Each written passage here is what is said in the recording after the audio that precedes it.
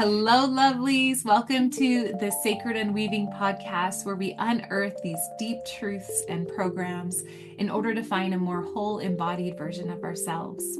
I have the fantastic Lynda Barrus on. She is such a beautiful, delightful soul that I've gotten to know even deeper in this last year.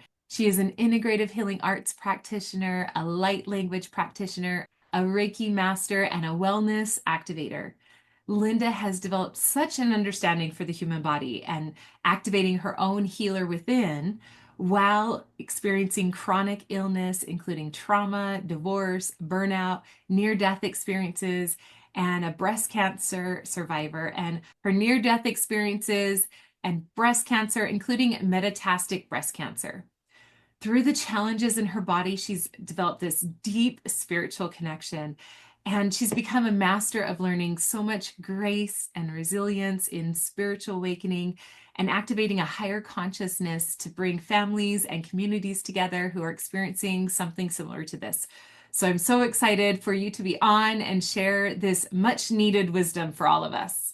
I am absolutely thrilled to be here with you today. So excited to be able to share my story and just be in alignment with what my guides and my team, my soul self is wanting me to do and to share. And so receiving so many downloads and channeled messages that I'm bursting at the seams to be able to share all of it. So grateful to be here and start this journey. I love it. And I love that you are here physically because you had a near death experience and calling them a near death awakening and understanding your journey with cancer. And I love that you have a perspective that so many of us are either ignorant to because we haven't experienced it, or so many have been through that journey. And at the end, sometimes the treatment and the process of experiencing cancer is so much more intense than the actual disease. So tell us a little bit more about your journey. So my journey, yes, I just to start with the cancer journey, because I mean we listed near death experiences, and this is going back to early childhood, to going back to just the cancer experience because that's what I'm currently walking alongside of. Started in 2008, where I found a tumor just months after my youngest child was born. And finding that tumor, not and being in a very toxic marriage, living with an alcoholic, having all of that frustration and resentment and stuff building up already, and then finding out that there's this growth within me that is cancerous, and not being so in tune with my intuition, my guides, my support, and really pushing that off, just trying to live within the human life and doing those mom duties, trying just to survive and not knowing how to do that, having elevated emotions and feelings that I wasn't able to express. And so I pushed all of that down, and for whatever I signed up for, it came out in this tumor and breast cancer. I had the tumor removed. I did choose at that time chemotherapy and radiation, out of sorts with myself and not connected to my higher self, to my soul self. I was not listening within, and I went to that cancer panel. If anyone's gone through cancer or been a caregiver, there was a cancer panel that I drugged my ex-husband, who was not wanting to be there with me. Let's hurry and get this done so I can get back home and drink. But we sat in front of that panel, and they gave me a list of things that, if you do this chemo and radiation, then you have a 90% chance of, have the tumor removed, you do this. And they listed out all these percentages of survival rate. Well, that's freaking scary to begin with. And not being connected to my body or to my intuition, just went with, I've got this brand new baby. I've got two teenage kids at home to take care of. I want the outcome to be that I'm living. Mhm. At that time, I was afraid of death. I didn't understand it. I was living in chaos. I just wanted to live. I wanted to be there for my children. So I chose the chemo, radiation, and surgery, had that all removed. Within a year, I had that all wrapped up. It was a wild ride. That was a lot to do in 1 year. I would go in on Wednesdays, have the chemo treatment, and be back to work. I worked full time the whole taught as a special education teacher, which is not an easy job.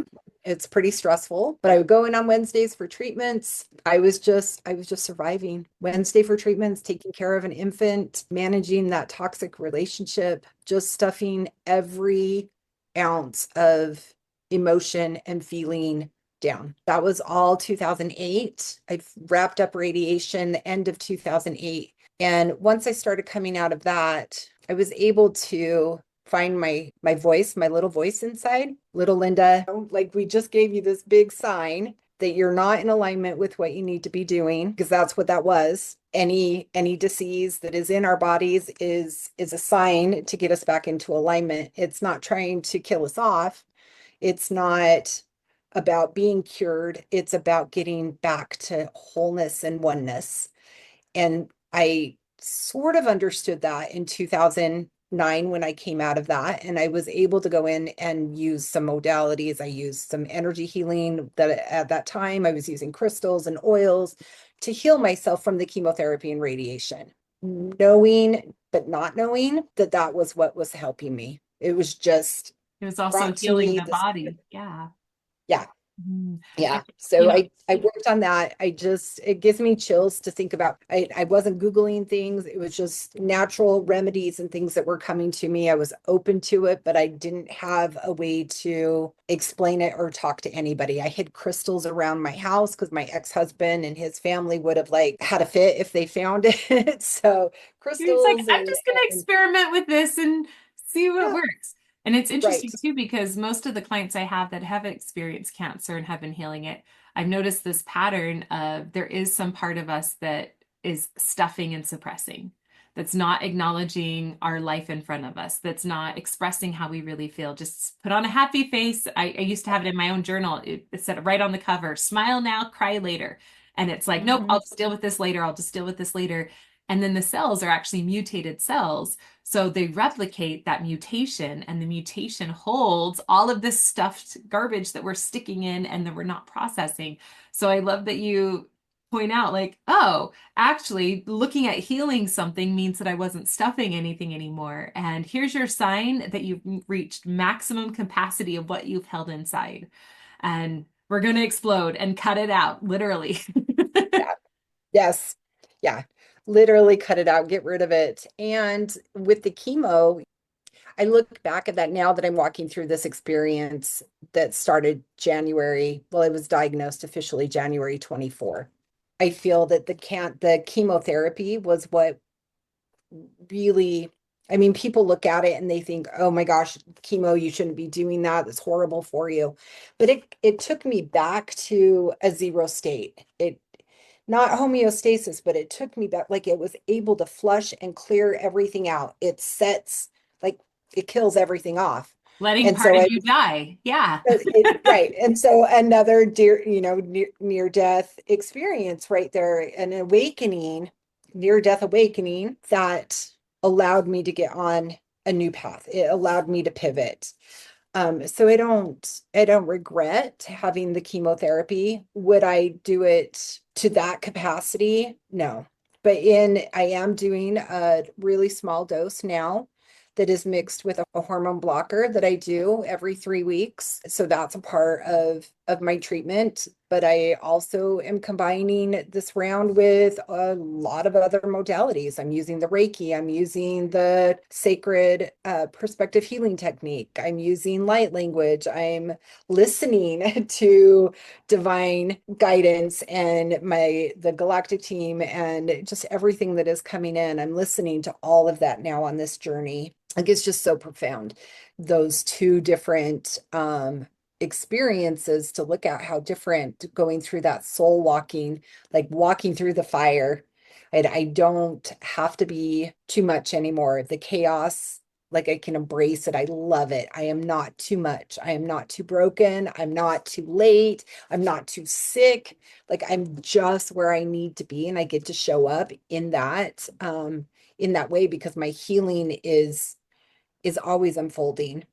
And even if it looks messy to someone, it's not to me. The chaos is not there. It's my magic. And healing from the inside out this time is like it's a beautiful magical experience. It's something that is, when I talk to people about the journey that I'm taking and my mindset, I get either like a welcoming smile or I get this mouth drop that they don't understand. They're like, I can't grasp that, Yeah, how is because I that don't, socially for you? The difference between last time and this time, following what all the panel of people say is the thing to right. do versus following your own intuition. How is that different this time? Mm, it's so good. It's like so magical. I do have to mention that on that list of paper, I brought it out and I took it into my oncologist. The very bottom thing that panel listed, the hormone treatment that I have been currently taking, that hormone treatment back in 2008, they told me it was only a 10% survival rate. And that is what is supporting me now. It, along with all the other things, like looking at that, if just interesting to see that it was at the bottom and it was only 10% survival rate there. This round, as I'm using my intuition, it's all intuitively guided. I run the show. And my doctor, my oncologist that I'm seeing is someone that I did see back in 2008. I have a really good relationship with her. The PAs that I'm working with are getting to know me and know that I'm interviewing them. You can give me the information and I will tap in to myself and I will decide, is this a treatment or a process or a procedure that my body is ready for or in alignment with?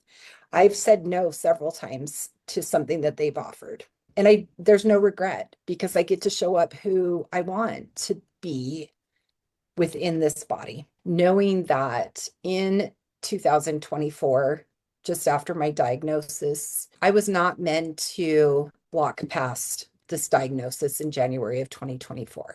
I was given an opportunity while I was in the hospital to decide if I wanted to stay here on this earth or if I wanted to move on and support from there. So this went on for a couple of days with coming in and out of awareness and in dream state and walking with my guides. At that time, I really needed to go deep and decide if there was fear for dying or if there was fear for living. And with a cancer diagnosis and with near-death experiences, what I have come to learn is it's more of that fear of living.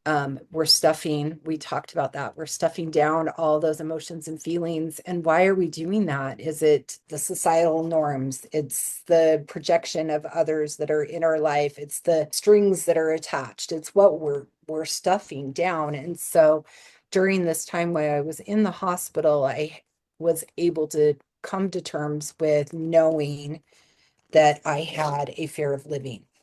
I didn't want to go through that again. And so it was now I got to make the changes that I had been working towards and really making intuitive, self-guided choices. So that going back to your question about what the difference was between 2008 and this current experience is that I didn't trust myself. I didn't trust my intuition. I didn't trust my gut, hence the shoving and stuffing and not wanting to be here. In 2008, I took a lot of guidance, unwanted guidance from others because I didn't trust myself. It wasn't in alignment for me. So that's the biggest difference.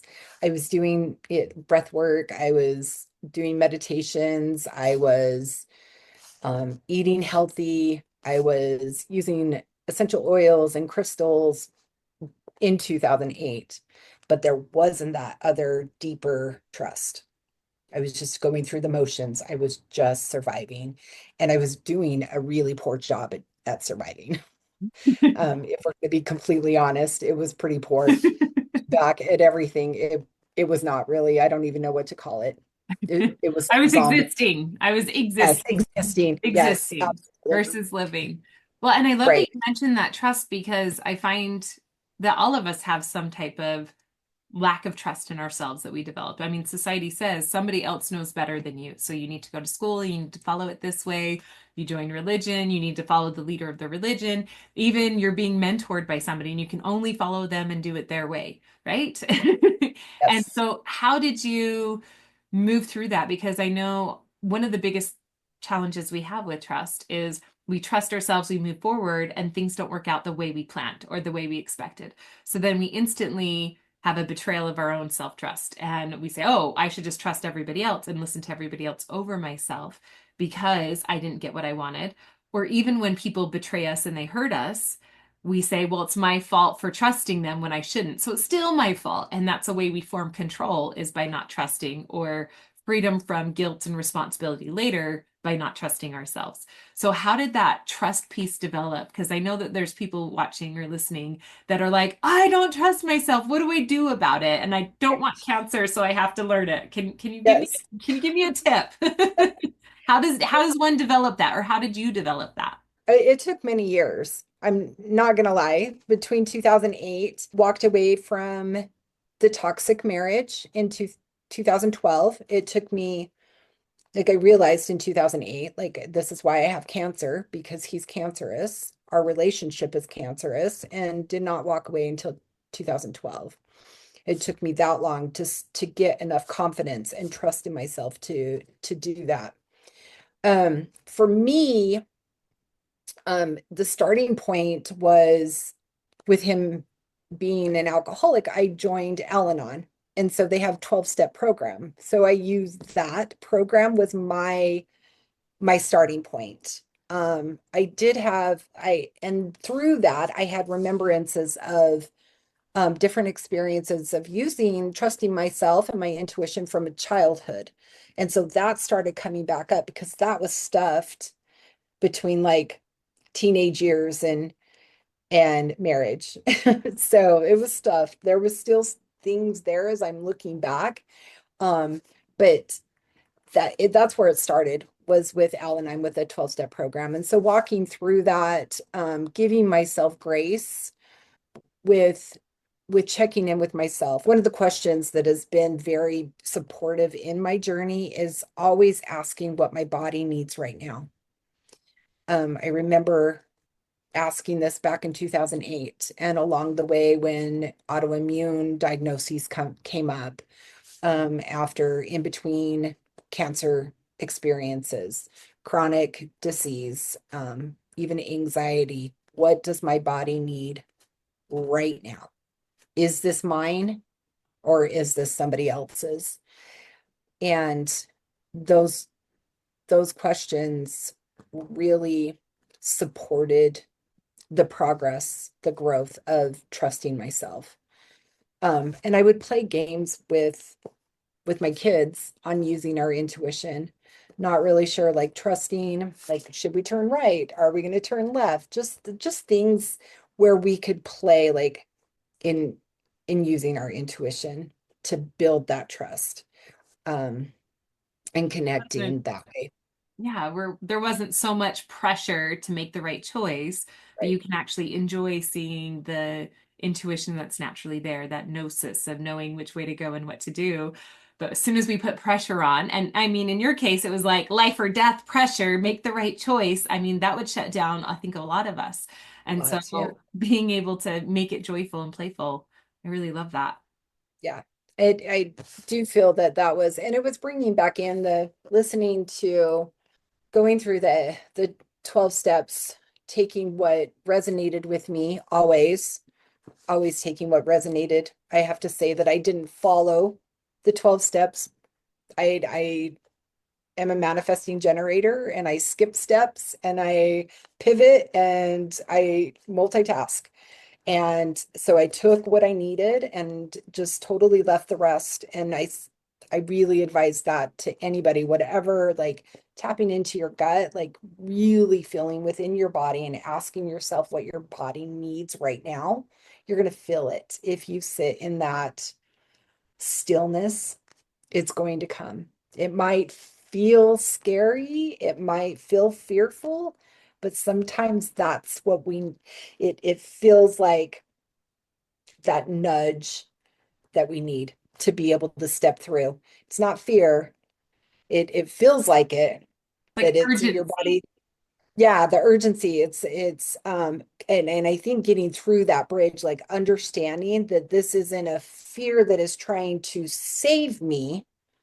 It's it's the acknowledgement that there is change that's coming, and I get to act upon that. And Mhm. so initiating that, those feelings, and differentiating really what is fear, what is it, am I safe in this moment? And can I take this step forward? Mm. Supported a lot, those nudges of emotions, being able to just trust, and really playing with my kids. That was like just going into the joy state and knowing this is not going to harm me. These are choices that we get to make. Are we going to eat this? Are we going to eat this? Are we going to turn left? Are we going to turn right? Are we going to go down this aisle or this aisle? Think of a number. Let me guess your number. Just playing these little games with them um, helped So build the trust back.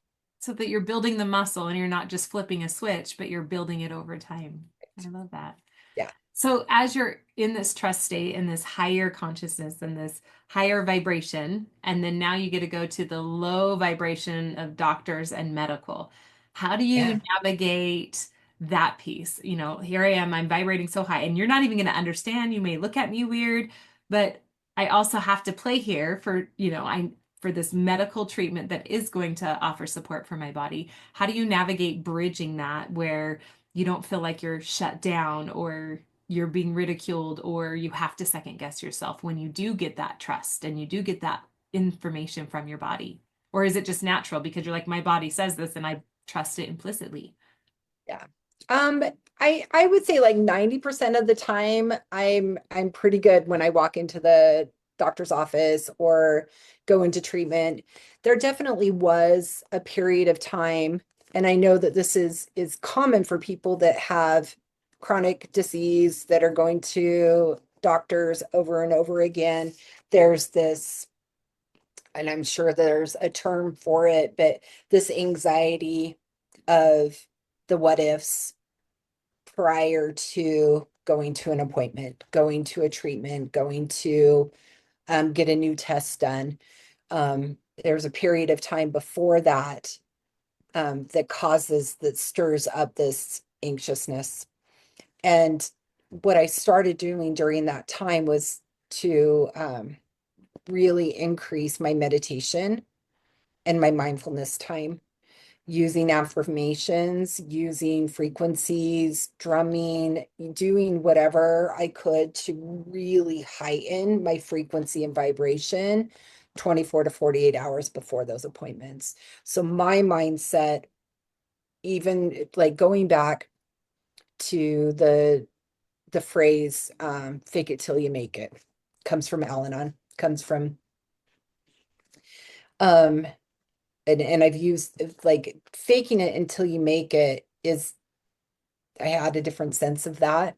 It is I'm like, really I hope like, so, because I'm like, I really didn't like that phrase. because it does, it feels kind of icky. It feels Embrace what you icky, want but until what you you want do. shows up. And you're taking action. It's not just, instead of saying like, I feel like crap today, or I'm okay, I'm happy, that sprinkle, the fake glitter stuff, fake it till you make it, but really being honest with yourself. And I would feel like I wouldn't go clear over on this extreme, but I would take it a notch up. And so we want to be experiencing where we want to go. And so that's the way that I kind of saw it. If this is where I want to be happy, healthy, and well, then this is what I'm going to be living in, because I know that my body is going to hear that, and I'm going to get back to homeostasis quicker if I'm in that higher frequency. But if I feel like shit, I'm going to feel like shit. And that's okay. If I'm not feeling like I can be in that awareness of happy, healthy, and well, then that happy can be mediocre. I can be in tears. I can be having those feelings. That's what I just walked away from, of stuffing all that down, right? So I'm feeling that, and the fake it till you make it part was like letting that all go and then stepping into that space of that higher vibration. And doing that 24 to 48 hours before appointments, before doctor's visits, treatments, things like that helps me get in there. I use my Reiki. I Reiki the oncology office all the time. Symbols are all over the place. I show up to my appointment 10, 15, 20 minutes early, sit and just meditate, send light language and codes to the area. There's been a couple times that I wasn't able to do that because of other appointments, and it feels like it was chaotic in there that I didn't like. Things didn't go smoothly. So I know for me, it makes a huge difference to do that. Um, allowing allowing myself to be in the moment and letting go of expectations has also been profound in getting through these treatments. I know that when I let go of those expectations, like quote unquote, like not a decent result comes in, then I can take it easier because I know that this journey is up and down, it waxes and wanes. And having the difference of my experience now is with metastatic breast cancer, my diagnosis is indefinite per the medical world. Um, so as long as I walk this earth, they say that I'm going to be walking it alongside of this cancer. In 2008, the tumor was removed. I had a date where they told me that I was in remission and that I no longer had cancer. So, two different ways to walk through those doors, going in and sitting in that chair, listening to the others that are around me and sharing my insight with the doctors, with the PAs, my perspective in a more positive light, sharing that with the other people that are sitting with me in that chemo room, the infusion room. It fills my bucket. That gives me joy. It gives me light. It gives me hope to be able to share that, and not holding that in. It's one of the things that I agreed to be here on this earth to walk through, is to share my story, to share my light, to share my experiences and perspectives. And anybody can do what they want with it. But I know that getting that message out is to those that I come in contact with is my purpose. It's what I'm meant to do while I'm here walking this journey. So going back to your question, I was about to ask how another would you like, question. you have another I was one? gonna, yeah. Well, I was gonna say that that answers one of the questions I was gonna ask. Like, do you ever sit and wonder, hey, is the reason I'm experiencing this so that my being, my Reiki, my healing is in this office to help support somebody else in their healing? And you just answered Yeah. that. Yeah. I feel strongly. So I'm going to go back to 2008.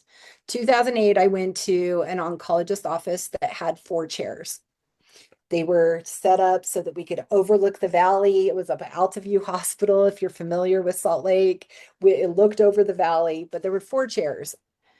I attended when I would go in on Wednesdays. There was this beautiful woman that was always there. I think it was her 4th cancer journey. She shared with me the secret. She shared with me so many profound messages that, I mean, she was just an angel. She was just this angel walking the earth. And I learned so much from her that I knew in January of 24 that that's what I was meant to do. So sharing the light with not only everyone that I come in contact with, if I go in for a scan, if I go into um, sit in the oncology, if I sit in the office and there's somebody, I get to spark that, even if it's just eye contact or, I love your shirt, your hair is gorgeous, whatever it might be. or having a conversation with them about my experiences. That is, that's my, that's my purpose. That's my mission. And looking back at 2008, I had gone through, which I think a lot of people do when they get a diagnosis like this. If it's not cancer, if it's something else that is, it's a long-term something that disrupts your daily life. We wonder why the hell, like we've done these things, like why me, why me? And I just invite anybody to switch that. It's another thing that has helped is not the why me's. It's like, what do I get to learn from this? And what do I get to share? It becomes part of our message, and we get to share that with anyone and everyone who wants to listen or not listen and be in our who comes into our energetic world. We get to share that, and it really invite anybody to switch that, no matter what the diagnosis is, whatever the chronic ailment is, the dis-ease. As you awaken to it, shift that Mm. from the why me's to how can I serve? How is this serving me? How can it serve others? And that's so powerful. And I've been able to witness you being that beacon of hope and light for others. And it's really hard for someone to have a pity party and say, why me, when they're sitting in a chair next to you. So I love that you've been able to be there for them and help them see that they're not alone on this journey.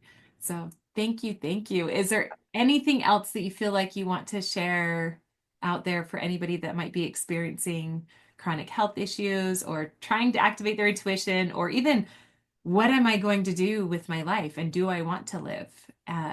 Anything for them? Just invite you to go into a state of meditation, of mindfulness, and just really work on, even if it's 5 minutes at a time, it does not need to be, just to come into stillness for even a minute. Tune into your breath and notice any of those sensations that are in your body, and go back to that question that I shared earlier. What does my body need right now? Um, just profound. I think it comes out where we get to notice those shifts, get those nudges to build that muscle to connect to our intuition. And intuition has been the biggest thing for me with the resilience. It's really been life-changing, connecting to the intuition. It's so natural, that muscle memory is there. And so, yes, go back to that question, practice stillness, and ask, what does your body need right now? My body usually answers a nap and tacos. I don't know. All the time, right? What does Well, my that's body what need? we A need nap to do. and some tacos. Okay. It's all Well, right. can't argue I'll with do it. intuition. Thank Yes. you for being on. And how can people find you? I know you're on the beautyperspective.com practitioner page. Where else can you be found if people wanted to get in touch or if they're going through something and have questions? Yeah, I am going to be showing up on Instagram. I have a YouTube channel, and I have recently started Substack with a blog that I'm creating. So those are the three best ways to find me, or to reach out. My website is on the Beauty Perspective website. And so you can find me through that, contact me with any questions, with interest in mentoring or one-on-one sessions. Awesome. And we'll have all the Open. links for you there. Thank you so much, Lynda. Appreciate you being on and Thank you. sharing so much I of your appreciate powerful journey. Thank you so much for letting me share, and look forward to meeting anyone who wants to reach out. Thank you.